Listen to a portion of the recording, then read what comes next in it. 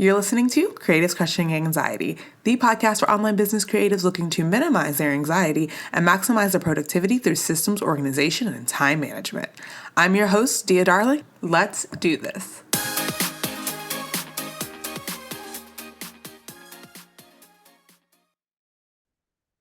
Hey guys, so this is going to be full disclosure. It is 2:17 a.m., February 5th, now that it's past midnight.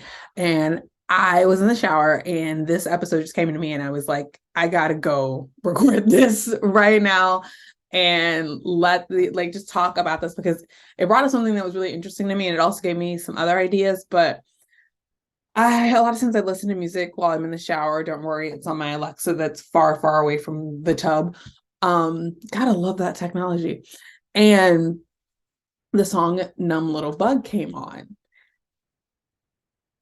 Oh my goodness, y'all, it's so good. And I you can tell that I have not prepared or planned. Like literally, I got out of the shower, dried off, I put some lotion on my face, got dressed, and was like, And if you're like, why does your hair look so good at 2 a.m.? Because I have braids right now and I had it tied up in the shower. But anyway, sorry, this is like such a random little thing, but I had to bring it up. And I'm not gonna lie, I'm enjoying some hard seltzer right now and Delta 8, but okay. So the song Numb Little Bug came on and the lyrics are just unbelievably while I was listening. So it came on while I was on shuffle, and it's so hard for me to put this into words. But when I hear those lyrics, when I hear that song, I think part of the reason that I jam it so hard is because it really describes the situation in a way that not a lot of stuff can. And I was thinking it may be the most honest version, or the honest to me, or version I related to the most of people actually portraying like what that mental health struggle looks like. And then I thought, okay, well, also in You're the Worst, but let's focus on Numb Little Bug. And then we're going to go to, and I'll tell you about the other thing that I felt really got it right as far as I'm concerned. Now, before I go into this, I do want to say that everyone's mental health journey is different. Everyone's experience is different. Everyone's it's different for everyone. But I do think that there are a lot of commonalities. And then a song Numb Little Bug, and I will share the lyrics in the show notes for this, as well as a link to listen to it if you've not heard it. I totally say you should listen to it. And I think it also fits with just the kind of time and the vibe and the energy that we're in right now. But I'm gonna pause this so I can actually look at the lyrics and say some of them to you. And I'm really hoping this isn't like a copyright thing, but I am paying so much like respect and love to this song. So I'm gonna just pause this real quick, pull up the lyrics, and I will be right back. Okay, so I pulled up the lyrics. I am going to read some of the ones that just really stand out to me because, as I mentioned in the first episode back this year, that I kind of felt like I was in this nesting place. And I was doing a lot of healing, but there was a time where I was definitely in a depression, and I didn't have necessarily a trigger other than the chemical and just the world that we live in. But like the chemical aspects of it is what I meant to say. But I remember I was so low and I felt so guilty because I felt like I was being a really bad friend to one of my best friends. Hi, Alyssa. And I love her to death. Like she's literally she's family to me. And she'd always we'd text and we'd be in the middle of a conversation. She'd say something about oh, we need to get together or you should come over. And I would just freeze up. I would panic. I would get, because I didn't want to leave my house. Definitely I've gotten so much better at it, but and it wasn't like I was so afraid to go out there. Granted, there was some level of fear of crap. This is the world that we live in. This is what we have to deal with. But it was more just I didn't want to plan things. It was perfectly fine for me to be out running errands on Saturday and text her and say, hey, what are you doing? And to go over there. But the idea of committing to something because I don't know how I'm going to feel on that day, like that. And like and I remember telling my therapist that I was feeling really bad about this, and she's like, you should tell her, like, she knows you go to therapy, right? And I was like, yeah. And then she's like, she's totally understanding us. So I remember having that conversation with her, and I kind of wish the nerdy music lover in me who thinks there is a song example for every emotion situation ever.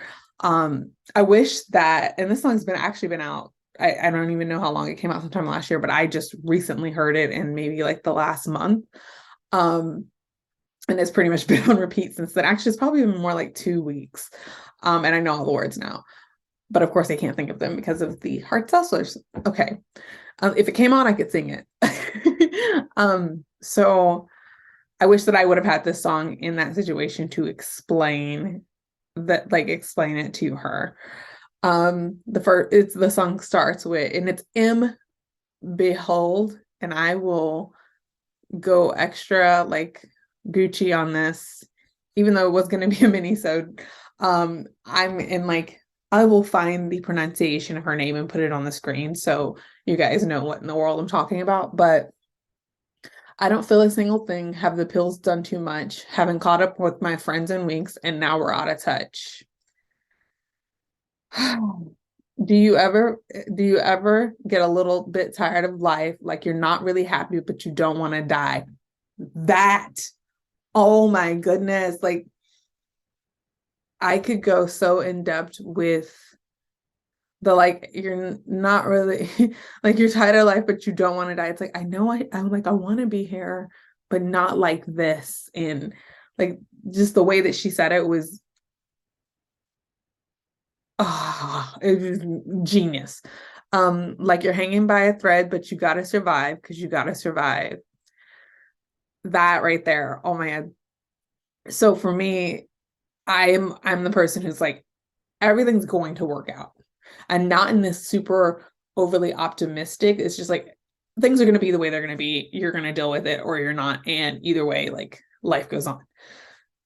And I know sometimes in the moment it's hard to have that kind of like thought process on it. But I more sorry, and I'm sorry, this is kind of like, but I'm the type of person who like wants to keep going, and like will always survive, will make shit work. Like I'm gonna fucking figure it out. And even my sister told me, she's like, you decide you're gonna do something, you're gonna figure it out and you're gonna do it. And she knows me better than anyone. But like you gotta survive. Like you're hanging on by that thread. And you might feel like if one more thing pulls at that thread, that last little string is gonna break and you're gonna fall and it's gonna be over. But it's like you're hanging on by that thread, but like in reality, like you're not gonna let that thread break, and because you gotta survive. Yeah, you gotta survive. Ooh, I don't know if I can do that. Like your body's in the room, but you're not really there. Like you have empathy inside, but you don't really care. Like when you're in that level. And for me, I am fortunate enough that with even my worst periods of depression, I've been able to rally. And I know a lot of people have that strength.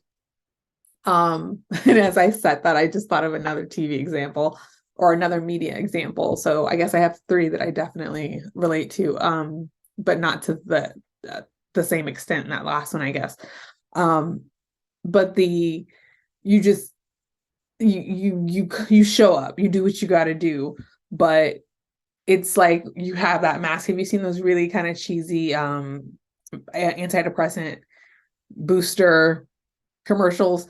And they have like the little mask that they hold in front of their face, which is like let's make a fake smiley face. And maybe you're not fake smiley facing, but you're still making sure your kids are fed if you're a parent. You're still making sure you go to the gym. You're making sure you check all the boxes. You answer your friends.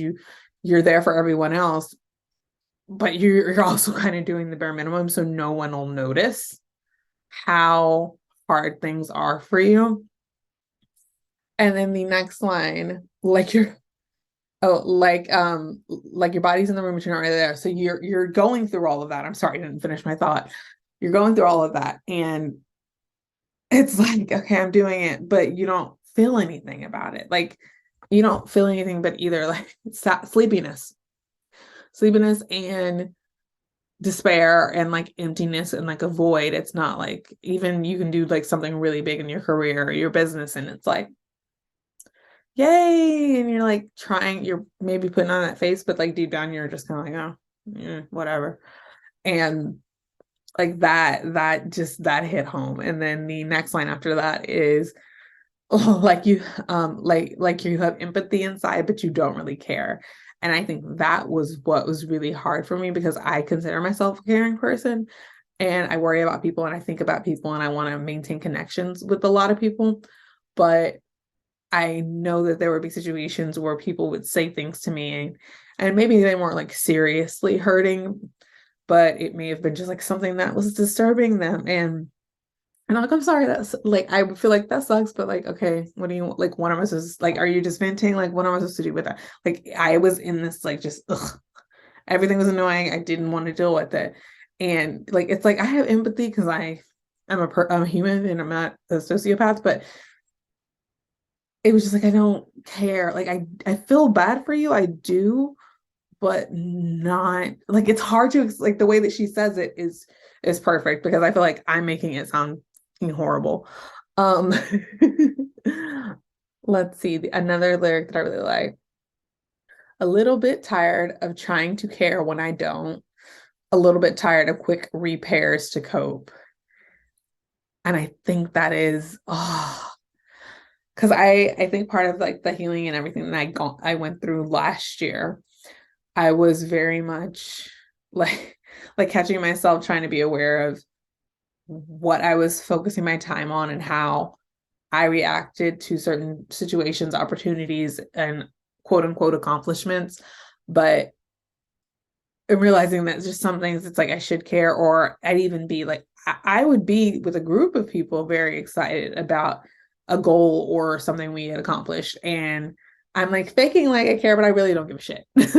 Like, and it's not because of this connection between what I was doing or the goal or the team or whatever. It was just because there was just not a lot for me to care about. Like I didn't care like in general, there wasn't not a lot that I was caring about in that moment. Like I was caring about just going through the motions, making it through each day and getting to the other side of this because I have been in like some really hard times where I didn't know how to get to the other side of it. And then I figured out kind of what worked for me. And then this last time, what used to work didn't work anymore. And that was the thing. Like usually like I can pull myself up by my bootstraps and get what I have to get done, but I couldn't do that this time. Like I had to really just kind of play it out, sit in the feelings, do different exercises and just like really deep self-work because it was like it's like a quick repairs to quote cope. And it wasn't always that it was a quick repair, like in general in my life, but it wasn't like the deep trauma healing and the origins of stuff. Like you have a breakup and you think, yes, you've healed from the breakup, and then 6 months later, something comes up, and then you're realizing you're thinking about the breakup, but it's actually because it's reminding you of the situation with your father or your grandfather or a best friend or something in the past. And there's just so many deeper levels and like the things that really shake us a lot of times, like other than, loss and death, some of the things that really shake us are the things that we've been through before. And it's just, you hit it so many times. First, and it doesn't happen for everyone. Some people just keep fulfilling that self-fulfilling prophecy. And it's comforting, but for a lot of people it it makes that cut deeper and deeper. I'm sorry, Cheryl Crow, I love you, but actually no, the first cut is the deepest. She just totally proved my point. Go listen to that song too. Okay, and then a little hold on, I don't even think I need to read that. The prescription's on its way with a name I can't pronounce, and the dose I gotta take, boy, I wish that I could count, because I just want to see if this could make me happy.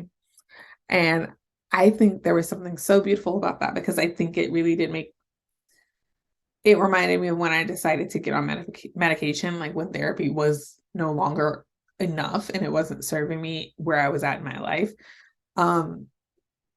It's like, it was really just kind of like, I just want to see if something, like, is it me? Am I broken?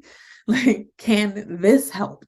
Like, it being in that, and even with medication and feeling like I'm on a good regimen with my therapy and my medication, knowing that at any time, like, there can be a high or a low that doesn't necessarily cover, for lack of a better word. I feel like I'm talking about insurance. Okay, so I'm not gonna go super deep into the other two examples. I will tell you what they are. There's a show called You're the Worst. It was on FX for 5 seasons. It's literally still one of my all-time favorite shows ever. And there's a character there that deals with depression, and the way that they unravel that story and they show the despair in the pits of it, like, they did such a good job. And it was the first time that I remember feeling like, oh my gosh, that's how I feel, or like connecting with the moment. And it may have been because, like, I do feel like the representation of mental health has gotten a lot better. But I think there's also when the situation's so similar to yours, you connect with it. And then sometimes the situation can be, the results of the situation can be very similar to your results, but maybe the situation isn't. But you have grown and watched this character and connected with them, and seeing how it just completely shifted things for them is something that I think is why I connected with the You're the Worst. I definitely relate to that character, but the situation has been kind of different. But the way that she went through this process was just so beautifully done. And I remember thinking simultaneously while it was on the air, that second season, like, this is so good. This is, oh my God, we need more of it. This is like perfect. And then having this fear that the show was going to be canceled after that season because it wasn't like this as upbeat as the first season, but it was so raw and so honest and so beautiful. The other, of course, oh, it's so funny because I have had my Grey's Anatomy blanket behind me up until right now, up until I'm filming this video, of course, but I'm going to mention Grey's Anatomy. The other is Jo Wilson, when she goes through her depression, and how, like, getting, like, the point that she got, oh, Shonda did it again, y'all. Like, that was just, the whole storyline was written beautifully, and the fact that it wasn't like an overnight, and a lot of TV shows make that issue, and I think that's the two things about the bonus things I related to, that I just, it wasn't like an overnight solution. It was a process, and they let it play out. I would love to tell you more about, like, the things that I really related to, and just share that experience, because talking about it is the only way to break the stigma and to end the stigma. But I'd love to hear your story. So I would love to interview people and hear, maybe do like an episode with a bunch of different people telling the pop culture references or whatever that really made them feel seen in their mental health journey, so other people can find stuff that they relate to and makes them feel better. But yeah, this was so fun. I may do more episodes where I just randomly get inspired, but I really, really appreciate you guys for listening, and I will catch you next time. Bye. This has been Creative Crushing Anxiety. For more podcast episodes, visit diadarling.com. Did you enjoy this episode? Then go ahead and leave a review on iTunes. You can also subscribe on iTunes, Stitcher, and Google Play. Catch you next time.